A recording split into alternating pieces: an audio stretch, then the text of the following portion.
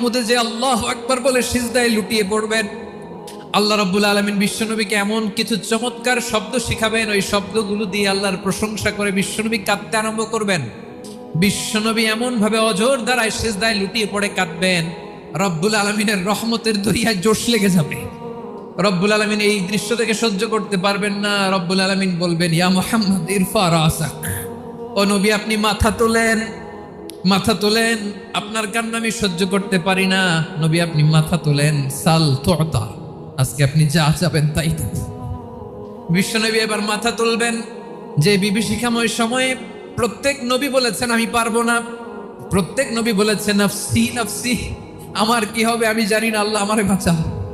প্রতিটি নবী বলবেন নফসি নফসি, আল্লাহ তুমি আমারে বাঁচাও, আমারে বাঁচাও। বিশ্বনবী মাথা তুলবেন, তুলে বলবেন রব্বি হাবলি উম্মতি, আল্লাহ তুমি আমার গুনাহগার উম্মতকে বাঁচাও।